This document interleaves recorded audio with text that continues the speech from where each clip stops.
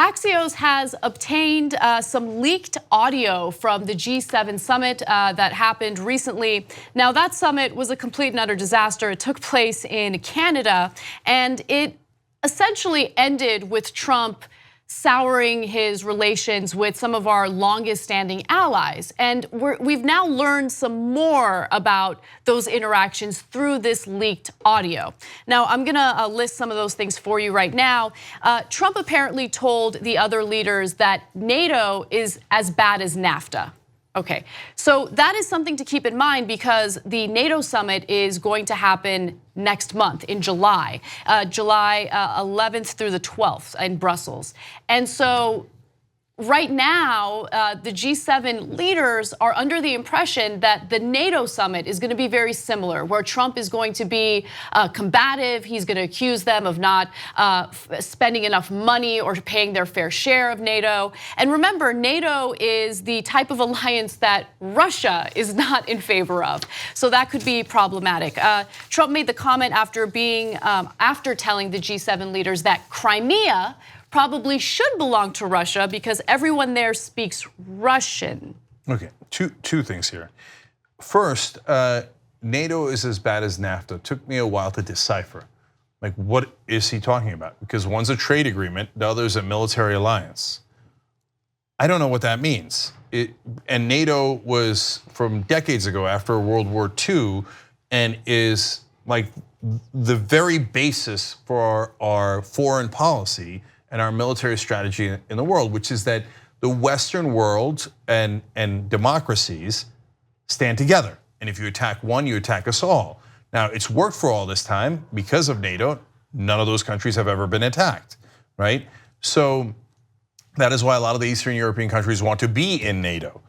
So NAFTA is a trade agreement. That's a totally different thing. And so I finally figured out what's going on in the child's mind because he says, oh, as Anna pointed out, NATO's not, the European countries are not paying their bills into NATO enough. So everything is financial, right? And so if it turns out that Estonia is a little behind in their bills, well then, so what if Russia takes Estonia? I hear a lot of people there talk Russian anyway. I mean, that would be the logic based on what he just said about Crimea. Second point is, I think he's controlled by Putin. You might disagree, and there's a good disagreement on that issue, and it's a fair disagreement. But if you're Vladimir Putin, whether Trump is working for you or not, this is exactly what you would want Trump to say. Why would he, out of nowhere, feel the need to mention Crimea? Out of nowhere. And give that weak sauce argument in favor of Russia annexing Crimea. Oh, they speak Russian, so okay. So should, I don't know, if some other country speaks English, should they be able to come and overtake the United States because we speak English as well? Like, that is such a stupid argument. It's such a weak sauce argument. Come on. Parts of Brooklyn speak Russian. Should we give it to the Russians? By the way, sorry, I shouldn't give him any ideas. You never know what Trump does. He doesn't make any sense. And by the way, so like as always, this is a very nuanced issue because Trump is actually right. Some of our NATO allies could be spending more money in funding it, right? They are not paying their fair share. But here's the thing that's fascinating. He has no interest in negotiating it, right? So instead of trying to negotiate it, he just attacks them. NATO's terrible, and he's kind of messaging or signaling that he's planning on pulling out of this agreement. There's literally nothing else an American president could have said that would have made Putin happier. So if it's a coincidence, it's a hell of a coincidence. And Putin's got to be thinking, how did I get this lucky, right? So I get an American president to try attack his own alliance, the alliance that I hate. The American president from within attacks NATO and says he doesn't believe in it. Like, because to be clear, Trump says he's totally against NAFTA and that NAFTA is a terrible idea. So if NATO is like NAFTA, that means NATO is terrible and Trump is totally against it. Putin's got to be going, yes, right? Right? And then But he's like, wait, I'm not done. Plus, I think you should keep Crimea. If it's not anything that's untoward, Putin's got to be looking around going, how did I get this lucky? How could I have an American president that does more for me and for the oligarchs that run Russia? So, of course, you know what I think. I don't think it's a coincidence. And as we know from the public record, so please stop saying there's no evidence, okay? There is mountains of public evidence that Trump has done financial deals with Russia and with Russian oligarchs throughout his life for decades, and they appear to have every trapping of money laundering in public. And his own idiot sons have admitted, oh, where do we get the money for the golf courses? From the Russians. One of the idiots said, apparently they really like golf.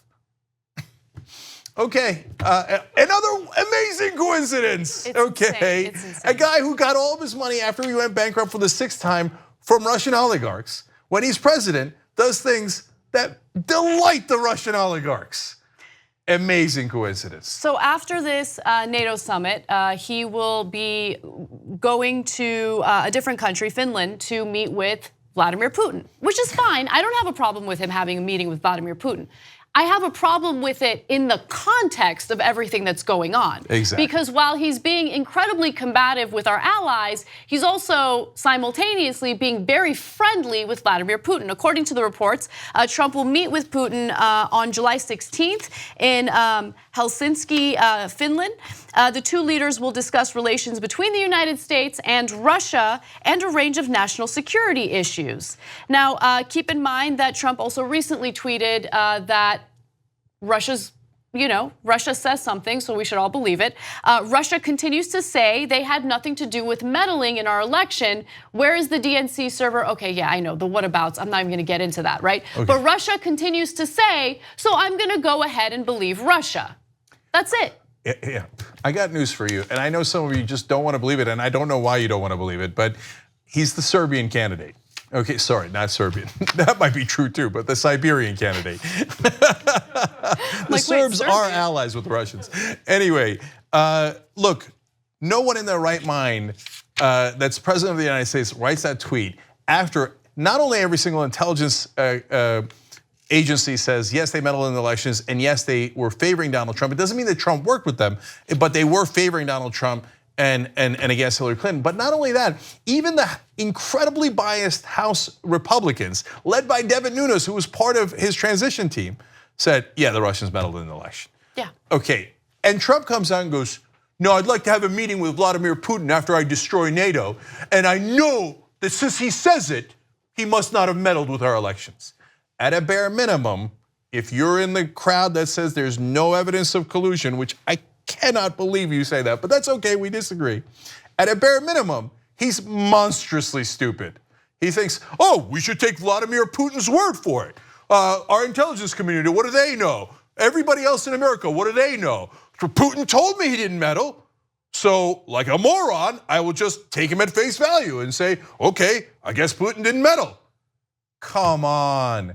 That's all right. Look, if you think that's shows you that he's not biased in favor of Putin, I got a bridge in Brooklyn to sell you, but be careful. Some of them speak Russian around there, so Trump might give it away. 2 easy ways to follow the Young Turks. One is hit the subscribe button down below, then you're a TYT subscriber. And second is ring the bell. And when you do that on YouTube, you're notified of our videos.